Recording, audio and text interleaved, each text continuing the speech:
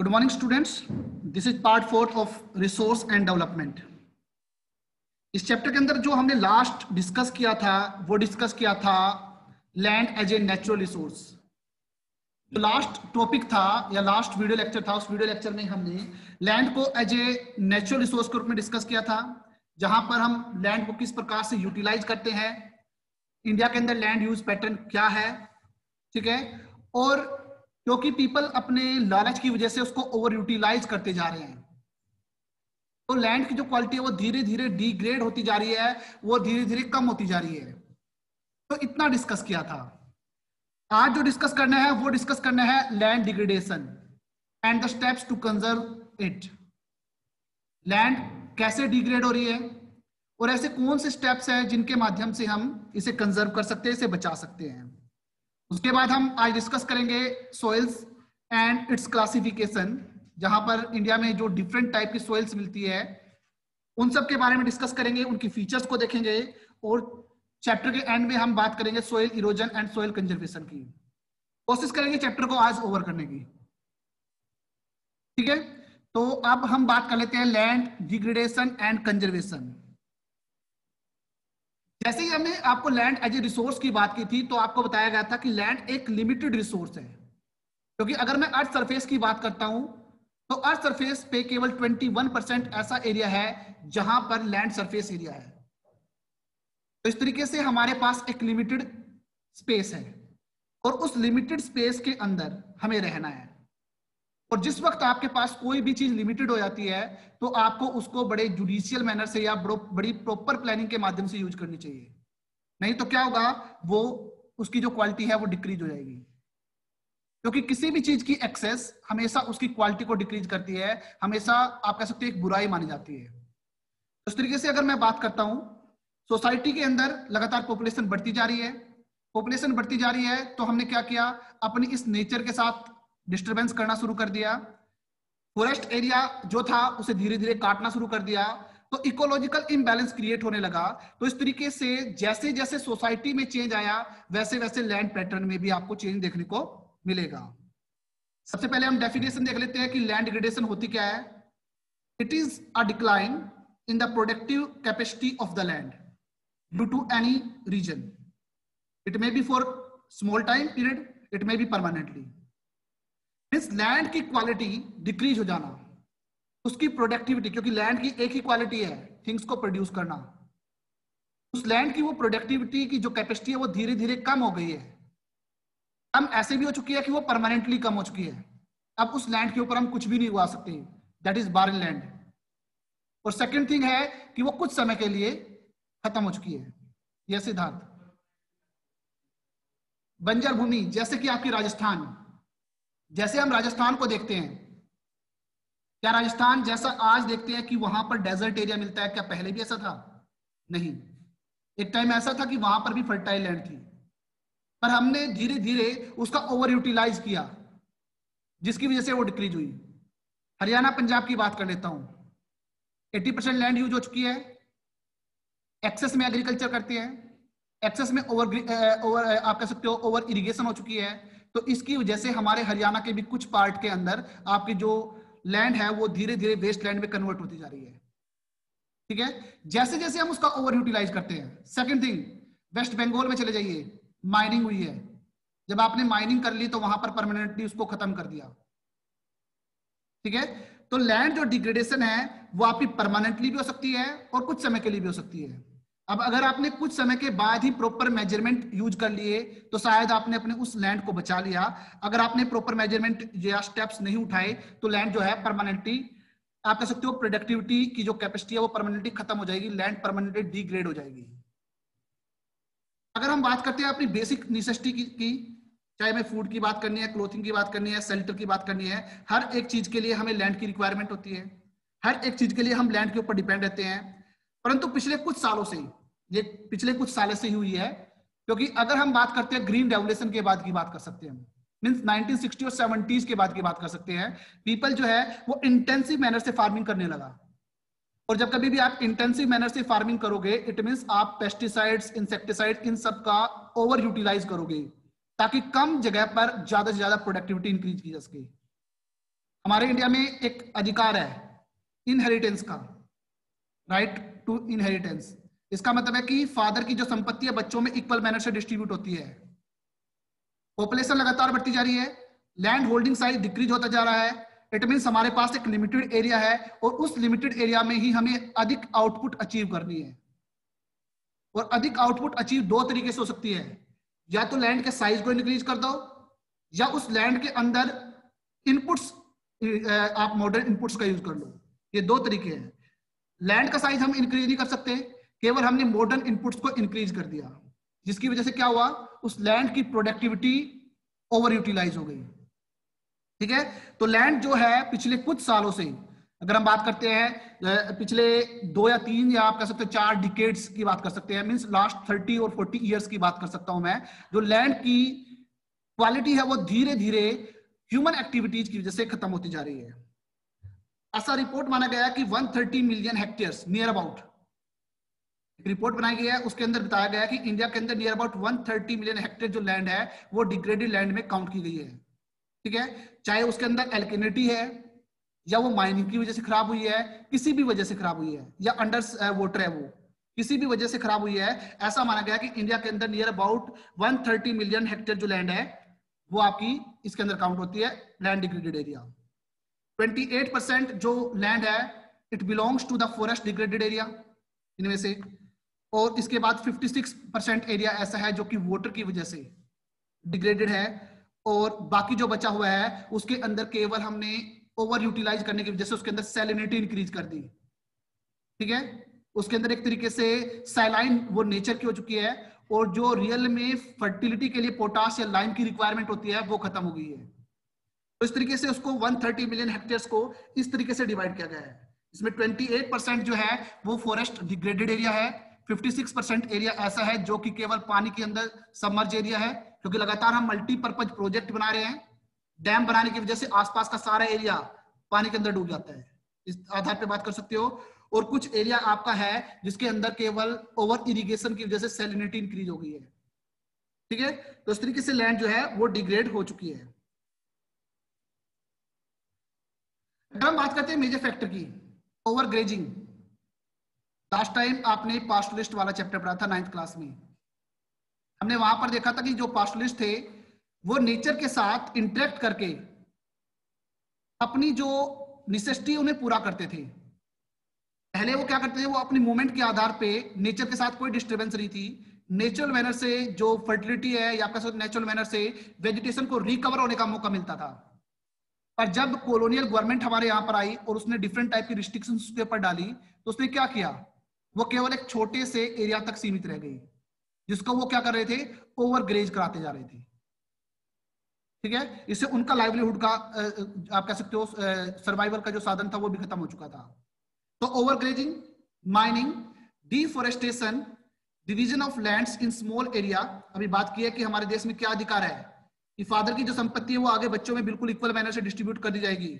तो division of lands in small area, ठीक है, because of the family disputes. ये ऐसे कुछ रीजन्स है जिनकी वजह से इंडिया के अंदर जो लैंड है वो डिग्रेड होती जा रही है।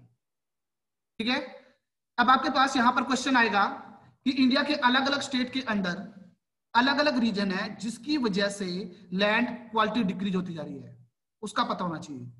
ये आपका 1 मार्क्स क्वेश्चन भी बन सकता है, 3 मार्क्स क्वेश्चन बन सकता है। अगर मैं बात करता हूं झारखंड, छत्तीसगढ़, उड़ीसा और मध्य प्रदेश, यहां पर लैंड जो डिग्रेड हुई है वो माइनिंग और डिफोरेस्टेशन की वजह से हुई है। ठीक है, आपके पास क्वेश्चन आ सकता है कि झारखंड, छत्तीसगढ़, उड़ीसा और मध्य प्रदेश के अंदर लैंड डिग्रेड होने का रीजन बताइए, तो वहां पर है माइनिंग और डिफोरेस्टेशन। ठीक है, सेकंड है गुजरात, राजस्थान, मध्य प्रदेश और महाराष्ट्र।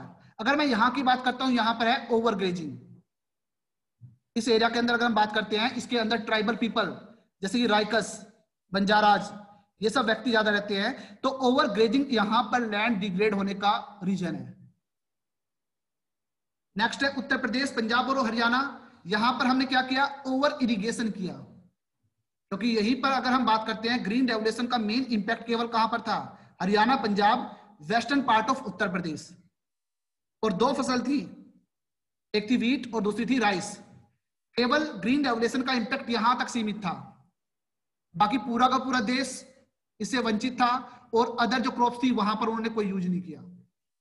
तो यही कारण है कि उत्तर प्रदेश, पंजाब और हरियाणा के अंदर हमने ओवर इरिगेशन की। ओवर इरिगेशन करने का मतलब क्या है, अगर हम HYV सीड्स या मॉडर्न इनपुट्स का यूज करेंगे और अगर उनके अंदर प्रॉपर मैनर से वहां पर इरिगेशन फैसिलिटी नहीं होगी तो उनसे कोई आउटपुट नहीं मिलेगी। अगर हमें प्रॉपर इरिगेशन फैसिलिटी देनी है तो किसके ऊपर डिपेंड रहना पड़ेगा, प्राइवेट ट्यूबवेल्स के ऊपर, जिसकी वजह से हम क्या कर रहे हैं, ओवर यूटिलाइज करते जा रहे हैं। तो यहां पर ओवर इरिगेशन की वजह से सैलिनिटी और एल्केनिटी इंक्रीज हो गई, जिसकी वजह से इन एरियाज के अंदर लैंड डिग्रेड हो गई। ओके, बिहार और आसाम, अरुणाचल प्रदेश, इनके अंदर फ्लड की वजह से जो लैंड है वो डिग्रेड हुई। उस तरीके से the degradation of land creates many problems, जैसे कि जिल्ट का डिक्रीज हो जाना या पानी फ्लड आने की वजह से पूरा का पूरा एरिया ही खत्म हो जाना।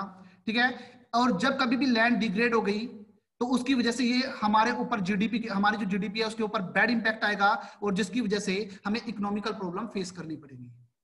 तो लैंड डिग्रेड जो अगर हम बात करते हैं, ये हमारे इंडिया जैसे देश के लिए, क्योंकि हमारा इंडिया एक एग्रीकल्चरल कंट्री है जो कि एग्रीकल्चर के ऊपर डिपेंड होता है, और इवन आज भी 50% प्लस ऐसी पॉपुलेशन है जो अपने सर्वाइवल के लिए एग्रीकल्चर के ऊपर डिपेंड है। ऐसे देश के अंदर अगर 130 मिलियन हेक्टेयर लैंड डिग्रेड हो जाएगी तो उसकी इकोनॉमी के ऊपर कितना इंपैक्ट आएगा, आप सोच सकते हो। ठीक है, क्लियर है। तो यहां से क्वेश्चन क्लियर होता है कि इंडिया के अंदर किस किस स्टेट के अंदर कहां कहां पर किस वजह से लैंड डिग्रेड है।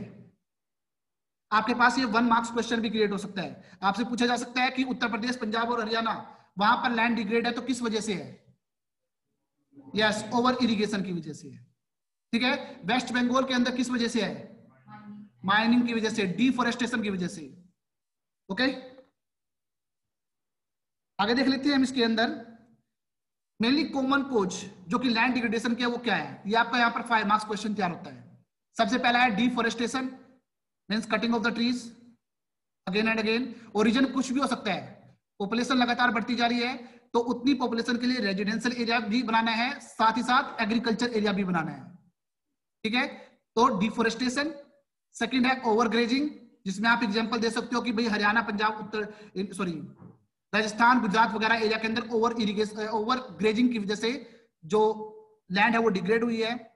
अर्बनाइजेशन, ये भी पॉपुलेशन की वजह से है, लगातार अर्बन सेंटर इंक्रीज होता जा रहा है। ठीक है, लगातार अर्बन सेंटर इंक्रीज होता जा रहा है, और वो अर्बन सेंटर क्या कर रहा है, केवल फॉरेस्टेड एरिया को ही खत्म कर रहा है या फिर हमारे एग्रीकल्चर एरिया को खत्म करता जा रहा है, क्योंकि ये एक ऐसा एरिया है जिसके ऊपर हम नॉन एग्रीकल्चरल एक्टिविटी कर रहे हैं। नेक्स्ट है इंडस्ट्रियलाइजेशन, जो कि हम ऊपर डिस्कस कर चुके हैं एक तरीके से कि डिफोरेस्टेशन किसी वजह से भी कर रहे हैं, चाहे वो इंडस्ट्री सेटअप करने के लिए कर रहे हैं या कुछ भी कर रहे हैं। अगर अर्बनाइजेशन बढ़ेगा तो इंडस्ट्रियलाइजेशन बढ़ेगा, अगर इंडस्ट्रियलाइजेशन बढ़ेगा तो अर्बनाइजेशन इंक्रीज होगा।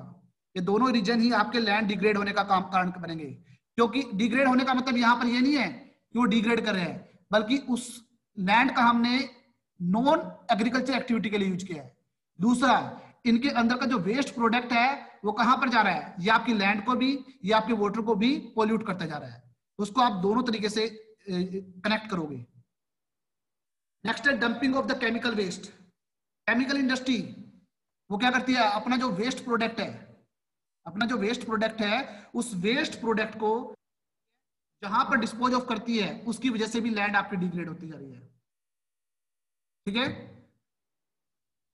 नेक्स्ट अगर हम बात करते हैं एक्सेसिव यूज ऑफ फर्टिलाइजर, जो कि मैं ऑलरेडी डिस्कस कर चुका हूं कि अगर मैं बात करता हूं पंजाब, हरियाणा या वेस्टर्न पार्ट ऑफ उत्तर प्रदेश, यहां पर हमने क्या किया, ओवर यूटिलाइज किया फर्टिलाइजर और न्यू जो जितने भी मॉडर्न इनपुट्स थे लाइक HYV सीड्स, जिसकी वजह से हमें ओवर इरिगेशन की रिक्वायरमेंट पड़ी, और इन सब की वजह से ही हमारी जो लैंड है वो डिक्रीज होती, लैंड की जो प्रोडक्टिव क्वालिटी है या कैपेसिटी है वो डिक्रीज होती चली गई। और लास्ट है बैड फार्मिंग टेक्निक, ये भी मोस्ट इंपोर्टेंट है क्योंकि इसकी वजह से भी आपकी लैंड जो है वो डिग्रेड होती है। ये आपका 5 मार्क्स क्वेश्चन प्रिपेयर कर सकता है, आप अगर जस्ट ओनली इन पॉइंट्स को डिस्कस करते हो कि what are the common causes of the land degradation, तो आप ये 5 पॉइंट्स लिख दीजिए, आप क्लियर कर सकते हो।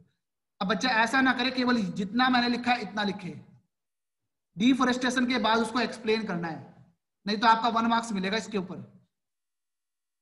आपने डिफॉरेस्टेशन लिखा है तो उसको एक्सप्लेन कीजिए, ओवरग्रेजिंग लिखा है तो एक्सप्लेन कीजिए, तब आपका 5 मार्क्स का क्वेश्चन प्रिपेयर होता है। ठीक है, तो देख लेते हैं कि किस प्रकार से लैंड को डिग्रेड होने से बचाया जा सकता है। सबसे पहला है construction of retention wall in the mountain area to stop the landslide. Retention wall means इस तरीके की वॉल तैयार कर दी कि लैंडस्लाइड को वो रोक सके। एक माउंटेन के पास में, एक माउंटेन के पास में हमने क्या किया, रिटेंशन वॉल क्रिएट कर दी ताकि लैंडस्लाइड होकर नीचे ना आए, क्योंकि अगर उसको बाहर से सपोर्ट मिल जाएगी तो लैंडस्लाइड नहीं होगी। पहला तरीका। दूसरा, लैंड रिक्लेमेशन। इसका मतलब है कि प्रॉपर मैनर से वेस्ट लैंड का यूज किया जाए। इसका तरीका ये है कि जो वेस्ट लैंड है, अगर कभी इंडस्ट्री स्टैब्लिश करनी है या नॉन एग्रीकल्चर एरिया के लिए यूज करना है तो आप वेस्ट लैंड का यूज कीजिए। वहां पर आप इजिली रेजिडेंशियल एरिया भी बना सकते हो, इजिली वहां पर इंडस्ट्री सेटअप भी कर सकते हो, आपको उसकी कोई रिक्वायरमेंट नहीं है, क्योंकि वो टोटली बारन लैंड है, उससे कोई भी एग्रीकल्चर आउटपुट नहीं मिलती। सेकेंड थिंग, अगर मैं बात करता हूं जो ये रिक्लेमेशन प्रोग्राम है लैंड का, ये खासकर चलता है कोस्टल एरिया के अंदर, और वो भी चलता है मुंबई या आप कह सकते हो अरेबियन सी की साइड में, वेस्टर्न साइड में, ना कि आपका ईस्टर्न साइड में। वेस्टर्न साइड में अगर मुंबई का जितना भी विस्तार किया गया है वो केवल लैंड रिक्लेमेशन प्रोग्राम के माध्यम से बनाया गया है, जहां पर क्या किया गया है कि जो उसके आसपास जो चट्टाने हैं उनको काट काट कर, वेस्टर्न घाट की जो चट्टाने हैं उनको काट काट कर इक्वल किया गया है, साथ ही साथ अरेबियन सी का पानी वहां तक ना सके तो उसके लिए एक वॉल प्रिपेयर की गई है। इस तरीके से सिचुएशन क्रिएट की गई है, तो इसके माध्यम से कर सकते हैं। नेक्स्ट है regulated the use of the chemical fertilizers and pesticides. हमें यूज करना चाहिए बट नॉट ओवर यूटिलाइज। हमें यूज करना चाहिए अगर आपको अच्छी फसल चाहिए, बट ओवर यूटिलाइज नहीं करना चाहिए। और अगर हम रिसेंट फिनोमिना देखते हैं तो सभी ऑर्गेनिक जो फार्मिंग है उसकी साइड बढ़ रहे हैं। ठीक है, क्योंकि धीरे धीरे फर्टिलिटी इनकी वजह से भी डिक्रीज होती जा रही है, तो हमें फर्टिलाइजर और पेस्टिसाइड का कम यूज करना चाहिए। नेक्स्ट है एफोरेस्टेशन। अगर आप एफोरेस्टेशन करोगे तो फर्टिलिटी भी इंक्रीज होगी। ठीक है, नेक्स्ट अगर मैं बात करता हूं ओवरग्रेजिंग को चेक करना चाहिए, मींस कभी भी ओवर यूटिलाइज ना हो एरिया का। Control of the mining activities, ये मोस्ट इंपोर्टेंट है, क्योंकि इसकी वजह से झारखंड, बिहार और वेस्ट बंगाल, उड़ीसा, छत्तीसगढ़, इसका बहुत बड़ा पार्ट जो है वो केवल इन्हीं की वजह से ही डिग्रेडेड हुआ है। क्योंकि लैंड के ऊपर जहां पर हमने माइनिंग कर ली, उसके बाद माइनिंग जब वहां पर एक्टिविटी खत्म हो गई, उसको एज इट इज छोड़ के आ गए, तो उसका हम कैसे यूज करेंगे? तो हमें माइनिंग एक्टिविटीज को भी कंट्रोल करना चाहिए। नेक्स्ट स्टेप, इरिगेशन के प्रॉपर मेथड होने चाहिए, जैसे कि आजकल हम कर रहे हैं कि स्प्रे के माध्यम से, स्प्रिंकल मेथड जो यूज करके, ठीक है, ड्रिप इरिगेशन कह सकते हो। तो इरिगेशन के प्रॉपर यूज होने चाहिए, तो उस तरीके से। नेक्स्ट है प्रॉपर हार्वेस्टिंग सिस्टम, ये होना चाहिए। और लास्ट वन, जो भी इंडस्ट्रियल वेस्ट या इन्फ्लुएंस है, आफ्टर प्रॉपर ट्रीटमेंट, उसके बाद उसे बाहर डिस्पोज करना चाहिए। पहले वहां पर प्रॉपर मैनर से ट्रीटमेंट होना चाहिए, उसके बाद उसे उस वेस्ट को बाहर निकालना चाहिए। उसकी वजह से आपका वाटर पोल्यूशन भी कम होता है और लैंड पोल्यूशन भी कम होता है। तो ये कुछ ऐसे स्टेप्स है जो कि आपकी लैंड डिग्रेडेशन को रोकने में सहायक होते हैं। ठीक है, and preventing the deforestation, it is also important. Now next topic जो होगा वो होगा सोइल का। पहला हमने टॉपिक डिस्कस किया resource classification and conservation of the resource. दूसरा टॉपिक हमने डिस्कस किया लैंड एज ए रिसोर्स। ठीक है, उसके बाद उसकी क्वालिटी कैसे डिक्रीज हुई, means land degradation, and last उसे कैसे कंजर्व किया गया। आज हम डिस्कस करेंगे, जो अब हम डिस्कस करेंगे वो करेंगे सोइल के बारे में। ठीक है, तो सोइल के बारे में देख लेते हैं। सबसे पहले पता होना चाहिए कि सोइल होती क्या है। हमारी अर्थ सरफेस की जो अपर मोस्ट लेयर होती है, जो थिन अपर मोस्ट लेयर होती है, जो कि 2 या 3 इंच की मोटाई में होती है, वो जो है वो आपकी सोइल कहलाती है, जिसके अंदर ऑर्गेनिक और इनऑर्गेनिक हर एक प्रकार के सब्सटेंसेस जो है वो मिलते हैं। ठीक है, सबसे पहले तो पता होना चाहिए कि सोइल है क्या। तो डेफिनेशन है the upper most and the top most layer of the earth crust, it is called soil, which consist organic and inorganic substances. इसके अंदर दोनों प्रकार के सब्सटेंसेस मिलते हैं। ठीक है, इसके अंदर ह्यूमस कंटेंट होता है, और ये ह्यूमस कंटेंट जो होता है ये ही इसका सबसे बड़ा पार्ट होता है, क्योंकि इसी की वजह से ही इसकी प्रोडक्टिविटी डिसाइड होती है। और ये बनता किसकी वजह से है? प्लांट्स और एनिमल के जो अवशेष बचते हैं, रेजिड्यूज, अवशेष जो बचते हैं, उनकी वजह से होता है। जब वो डीकंपोज हो जाते हैं ना, उसकी वजह से ये ह्यूमस क्रिएट होता है। ठीक है, जितने भी फूड आइटम्स हैं, मीन जितनी भी क्रॉप्स है, ठीक है, they are obtain from the plants and that grow on soil. वो सब हमें प्लांट से मिलती है, और ये प्लांट्स जो है वो सोइल में उगते हैं। तो इस तरीके से सोइल जो है हमें फूड, क्लॉथ एंड शेल्टर, हर एक चीज जो है वो प्रोवाइड करता है। ठीक है, ये एक नेचुरल रिसोर्स है, याद रखना। और नेचुरल रिसोर्स का मतलब है कि वो कहीं ना कहीं ऐसा भी सोइल, ऐसा रिसोर्स होगा जो कि नॉन रिन्यूएबल रिसोर्स में आएगा। जैसे ही हम इसकी क्वालिटी को डिक्रीज करेंगे तो ये भी खत्म हुआ। ठीक है, उन सब चीजों को आगे पढ़ेंगे। Factors of the soil formation देख लेते हैं। सबसे पहला है रिलीफ फीचर। आपकी एल्टीट्यूड कैसी है, स्लोप एरिया कैसा है, वो डिसाइड करेगा कि आपके वहां पर जो सोइल है कितने अमाउंट में है। अगर स्लोप स्टीप हुआ या एल्टीट्यूड काफी अधिक हुई तो आपको मिट्टी बहुत कम मिलेगी। अगर आपका समतल और प्लेन एरिया हुआ तो आपको वहां पर मिट्टी का जो अमाउंट है वो ठीक मिलेगा। पेरेंट रॉक ये डिटरमाइन करती है कि जो सोइल है उसका कलर कैसा बनेगा, क्योंकि जो इग्नेस रॉक से बनती है ब्लैक सोइल होगी। ठीक है, जो हमारे हिमालयन माउंटेन से निकल के आई है वो ऑलिवियल सोइल है। तो ये कलर को डिसाइड करेगी, टेक्सचर, बनावट को डिसाइड करेगी, उसके अंदर केमिकल प्रॉपर्टीज या मिनरल कंटेंट्स कैसे हैं, इन सब को डिटरमाइन करेगी।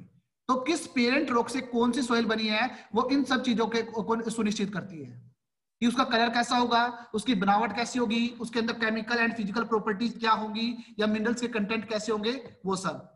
क्योंकि अगर मैं बात करता हूं हमारा northern plain area alluvial soil से बना हुआ है, जिसकी वजह से फाइन पार्टिकल्स मिलते हैं, तो एग्रीकल्चर को सपोर्ट करता है।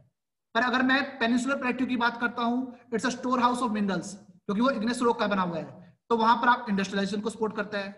तो इस तरीके से जो पेरेंट रॉक है वो डिटरमाइन करती है कि उसका कलर कैसा होता है, टेक्सचर क्या है, केमिकल या फिजिकल प्रॉपर्टीज क्या है। क्लाइमेटिक कंडीशंस जो कि रेनफॉल और टेम्परेचर के ऊपर डिपेंड होती है, और ये डिसाइड करती है ह्यूमस कंटेंट कितना है, और वो ह्यूमस कंटेंट ही डिसाइड करता है कि फर्टिलिटी कितनी है। तो ये डिपेंड होता है क्लाइमेटिक कंडीशन के ऊपर। टाइम, टाइम डिसाइड करता है thickness of the soil profile. Soil profile आप ऑलरेडी डिस्कस कर चुके हो, ऑलरेडी आप अर्लियर क्लासेज में पढ़ चुके हैं, 7th स्टैंडर्ड में, सभी को याद होगा। ठीक है ना। तो जो टाइम है वो डिटरमाइन करता है कि सोइल प्रोफाइल की थिकनेस कैसी है। ऑर्गेनिज्म ये डिसाइड करते हैं, या आप कह सकते हैं इफेक्ट करते हैं ह्यूमस फॉर्मेशन के अंदर। तो ये कुछ ऐसे फैक्टर्स है जो कि सोइल फॉर्मेशन में इंपॉर्टेंट है। You can take the screenshot also. Okay, थोड़ा सा सोइल प्रोफाइल को दिखा देते हैं, क्योंकि 7th स्टैंडर्ड में पढ़ी थी, आपको थोड़ा सा रिवाइज हो जाएगा। अगर मैं सोइल प्रोफाइल की बात करता हूं, it refers the different layers of the soil. ठीक है, ये रेफर करती है डिफरेंट जो लेयर्स है सोइल की उनको। नॉर्मली तो 4 टाइप्स हैं, बट इनमें से सबसे पहले आपके पास ये पिक्चर आपको डिनोट करती है। सबसे ऊपर जो है ओ सरफेस है जहां पर ह्यूमस लिखा हुआ है, ये वो एरिया है जहां पर हम अपनी क्रॉप को उगाते हैं, पेड़ पौधों को उगाते हैं, इसे हम ओ सरफेस लेयर कहते हैं। इसके बाद आपकी चलेगी फिर आपकी टॉप सोयल जो कि ए लेयर मानी जाएगी, उसके अंदर ह्यूमस मिक्स होता है स्मॉल पार्टिकल ऑफ मिनरल्स का।